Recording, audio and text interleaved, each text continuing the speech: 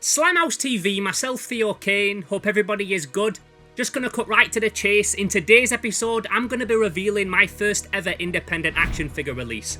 I'm gonna be showing you how I came up with the idea for it, how we created it, because it wasn't just me, there was a few people involved in this toy's production, and also where it's gonna be available for purchase. So if that sounds like a bit of you, then sit back, make sure you're comfy, and get strapped in for what is probably one of my most staple episodes ever here on Slimehouse TV.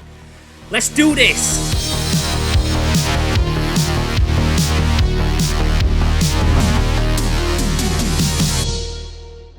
So if we take this back right to the start, it's important that I let you know where this weird idea even came from. It was all pretty sporadic, which is usually how I tend to work. I just get an idea in my head and then I just start running with it. But it all started from me sat playing the original 90s classic first-person shooter Doom.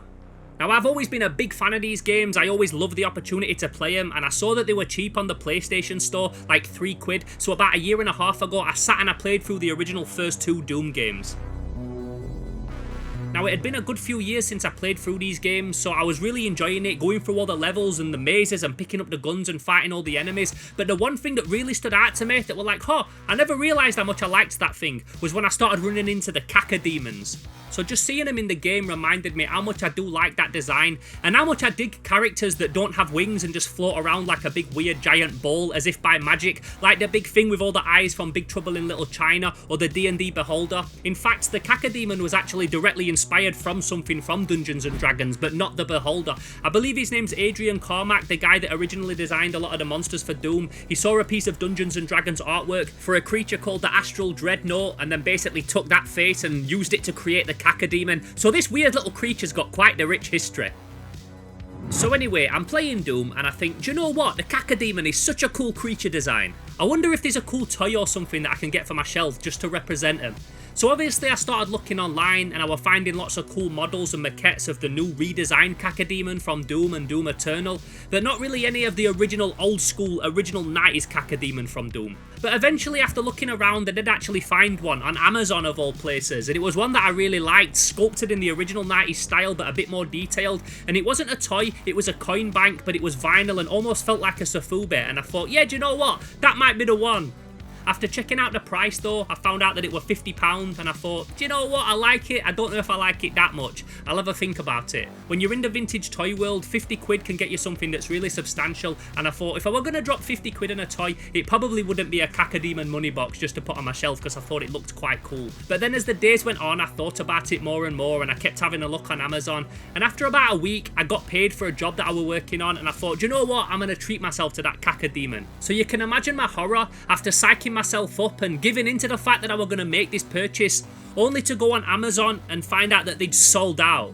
And not only that they just sold out on Amazon, but they didn't seem to be available anywhere else either. So as you can imagine, I was suitably gutted. I'd thought about this thing all week, and being the kind of person that gets hyper focused on things, I find it hard to get something out of my head until I've like accomplished that mission. So I start thinking, well, what are my alternatives? What's a workaround?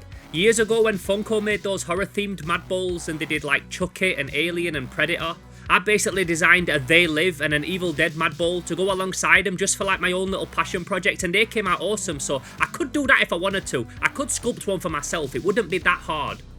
But then also for the longest time, I'd also wanted to get into digital sculpting, and I thought, you know what, if I were going to learn to digitally sculpt, again, the Cacodemon probably wouldn't be that hard to make. It would probably be a nice entry-level thing to create and a nice excuse to do it.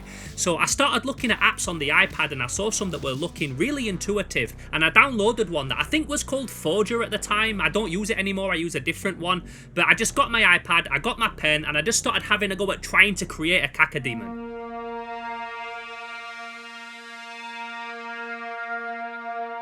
Now, I had no idea what I was doing. I didn't understand polygons or remeshing or polycount or anything like that. In recent times, you've seen me 3D sculpt lots on this channel, but this was before any of that. This was just me having a go at it and trying to create something. If I were doing this again now, not only would I be using a different app, because I now use one called Nomad Sculpt, but I'd be creating the whole thing a little bit different. Back then I was just learning, watching some YouTube tutorials, doing my own thing, just learning along the way and doing a bit of freestyling. But after about a day and a half, I was really surprised that I'd created something that looked like a Cacodemon, but then at the same time was also my own thing. And yeah, I was quite stunned with how well I took to the software, because I thought it were going to take me ages, but it really didn't.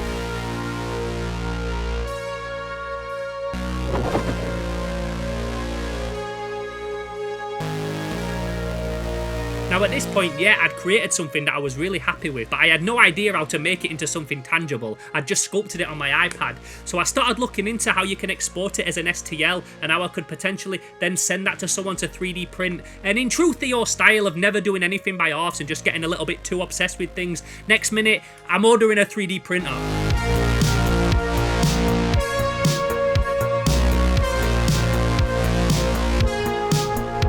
Now again, I had no real idea what I was doing. I just ordered a 3D printer. Obviously, I'd watched lots of tutorials online and that kind of thing, but I'm much more of a learn by doing kind of person. So it got delivered, I plugged it in, I filled it with resin, and I started trying to print out some 3D files that I'd found online of Cacodemons from the new Doom game. I had to work out how to do all the scaffolding in the printing software and work out how to set them up before you print them and that kind of thing. Then I had to work out how to cure them because I didn't know, so next minute I'm buying a curing machine because I was trying to cure stuff out in the sunlight in my garden and it was baking it too much and making it crumble. Just all the stuff you learn when you're first getting into 3D printing basically. And after lots of trial and error and everything going wrong and me wanting to throw the 3D printer out the window like 100 times in a row, I finally started to get to a point where I could print things successfully. And when I did finally print the 3D file that I'd sculpted and I held it in my hand and there were no problems with it, there were no mess ups, it was perfect, it was such a surreal moment to me. Because a month ago I was just playing Doom and I wanted a Cacodemon. I didn't know I was going to be doing any of this. I didn't know that I was going to be learning how to 3D sculpt and print, and then now holding this thing in my hand, it felt like I was really taken back, like this was a whole new chapter in my life starting. I know that sounds pretty extreme, but that's how it felt, because holding that I just knew that now anything was possible.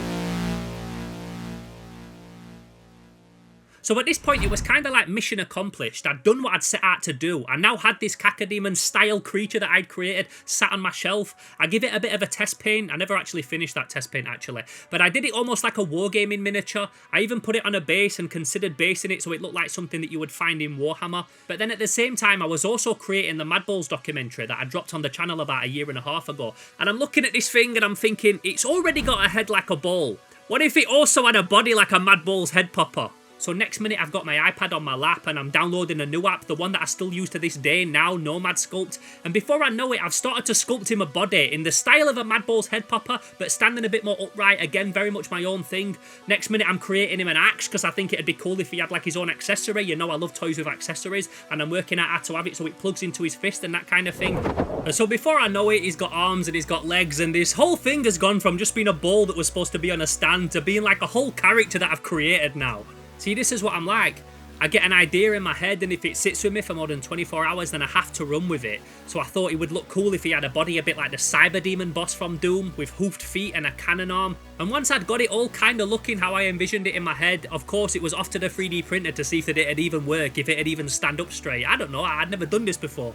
So skip forward a couple of weeks because printing takes a long time, and at this point I'd only got like a small 3D printing plate on my printer.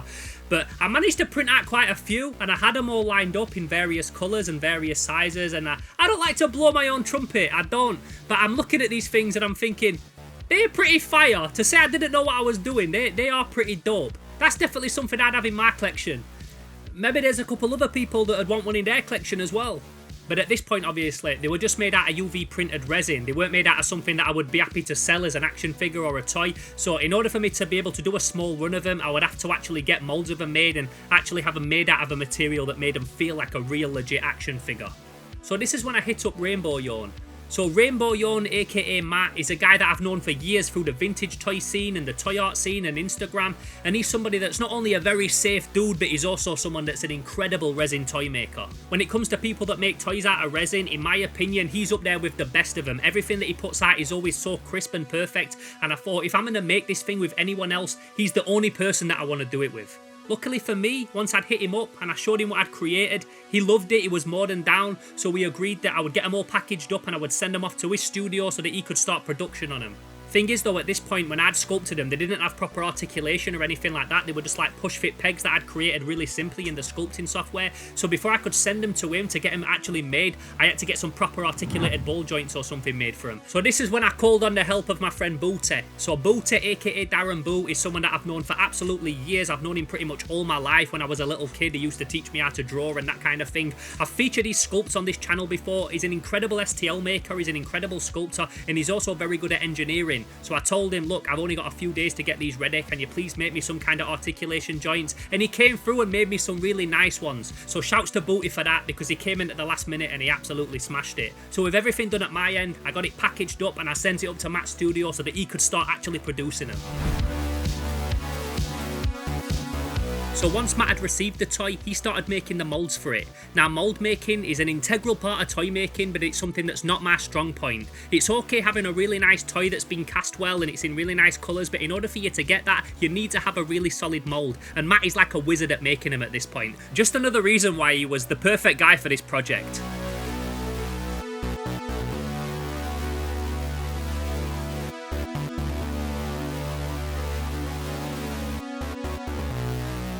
Now something else that was really cool is when Matt was pouring the axes, which was a really nice neon glow-in-the-dark green, he told me that he'd have a little bit left over and if I wanted to create a minifigure to go with this character. Now if you know me, you know that I love minifigures, especially when you've got old Playmates figures that come with a little toy and that kind of thing, so I was more than down. Although I didn't have that much time to do it because he was pouring them at that time, this was something that I would have to create and then send up to his house separately. So I basically gave myself like 3 hours to make this thing, but it actually came out really nice, and I based it on the Spider Mastermind, which is the final boss from the Doom game, but like a baby version of him. But like I said, I did it in just a couple of hours, so I got that again, printed out, I packaged it up and I sent it up to his studio so that that could be another little addition to the set.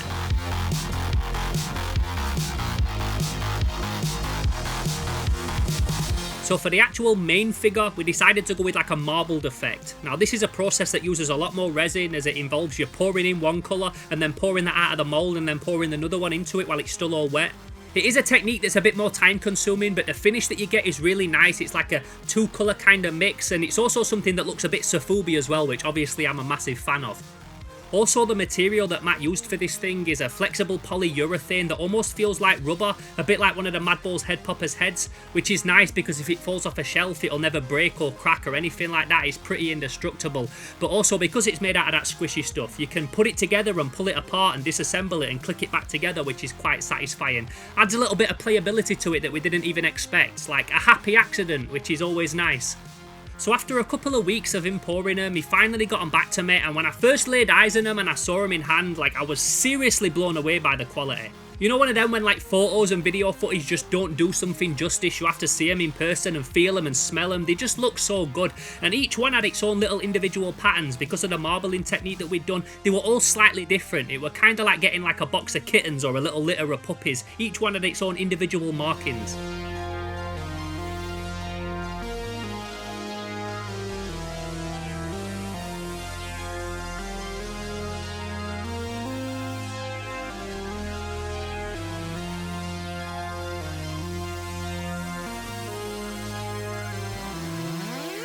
Now there was a whole process involved before I could paint them. First off, they all had to be washed with hot soapy water and scrubbed to make sure that there were no release agent left on them or any residue or anything like that from when they were moulded.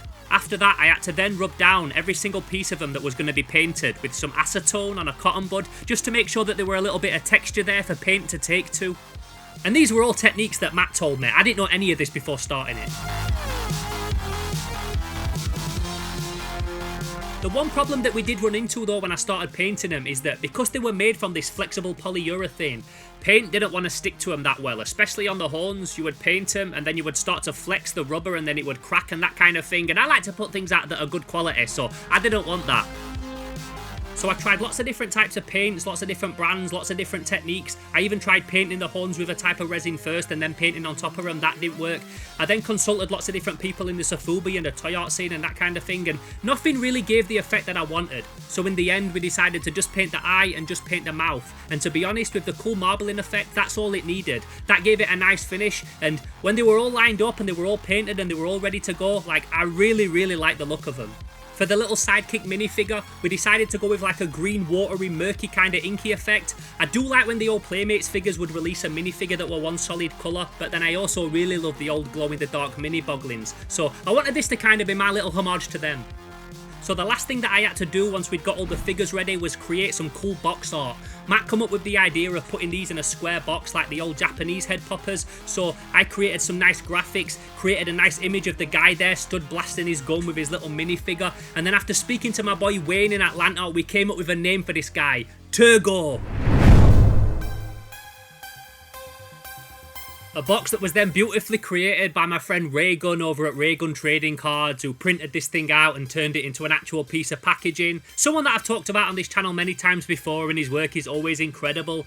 So after all this time of me getting this thing made, sculpted, printed, sent over to Rainbow Yawn to be poured, and then sent back to me to be painted, box art created, and then the packaging made, after all this time, we're now here today for the final reveal.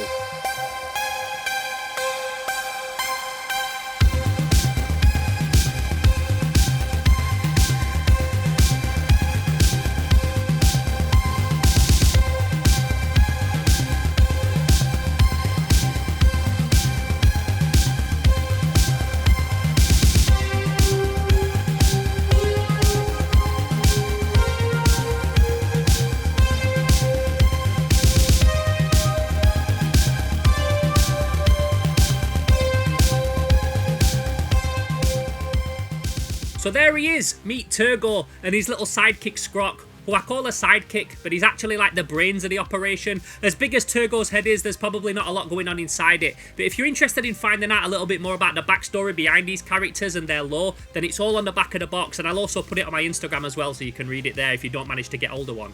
In terms of getting a hold of one, this is when I've got to tell you that this is a super limited run, and I mean very, very limited. Basically, when you're making toys like this independently by hand, eventually the molds do start to break and deteriorate and you have to make a new one. So we said that we would just keep making these until the mold was no good, and that's how many we would put out for sale, and this time we got 12. So once I'd got one and Rainbow Yawn had got one and Booty had got one that did the articulation, that left just 9 for sale. So they're going to be available on Saturday the 2nd of December in 1 week's time on Rainbow Yawn's online store. But like I said, there is only 9. These are very, very limited. Every single one is individual. Like I said, they've all been hand poured and hand painted, so everyone has little differences. But the good news is, if you do miss out on one this time, then not to worry. We probably will make some more in the future. They will just never be in this colourway. So if you get one of these, you'll have one of our first ever toys made ever, and it will never be made in that colour ever again. The black and red marbled effect is exclusive to this first ever run that we're doing. So just over a week before they're made available. And if you're in a position where you can support these and you do want one, then I really do appreciate it. This is like a bit of an experiment for me. I've never done anything like this before. As you know, I have put small things out before, but never anything like this. So I'll be really interested to see how it's received and if people like it. Learning how to create this and make it and 3D sculpt and all that kind of thing has taken me now on a journey where I'm doing this all the time. As a lot of you will know, I'm actually building a toy factory right now in my back garden. So if you own one of these, this is my first ever action figure. You're owning literally part of Slimehouse history. And to make it even cooler, I don't know how well you can see it on camera, but it's even got Rainbow Yawn and the Slimehouse logo on its feet as well, just making it feel that bit more legit. So I really hope that you've enjoyed this video today. As you can probably tell, it's been such a long journey to get to this moment, and I know I keep saying it, but it is kind of surreal now to finally be able to show it you, because I've kept it under wraps for so long. If you did enjoy this video today, please don't forget to give it a like. Let me know down in the comments below what you think of Turgo. I want to say a massive thank you again to Rainbow Yawn for helping me bring this character to life. It's been a collaboration that's been so much fun to be a part of. Make sure you're following him on Instagram if you're not already, because like I said, his work is awesome. And don't forget, it's his online store where this toy is going to be available, 8 PM UK time on Saturday the 2nd of December. As mentioned, there is only 9 for sale, so it is a very finite number, but hopefully if you are looking to grab one, you manage to, and who knows, before the end of the year, you could be adding a super limited first edition Turgo to your toy collection. So yeah, it's finally out and I couldn't be happier. So thank you once again for joining me today. There's so many other people that you can be watching on YouTube, so the fact that you come and join me every single week to talk toys really does mean a lot, and I'll catch you in the next video, but until then, I'm gone. Pow!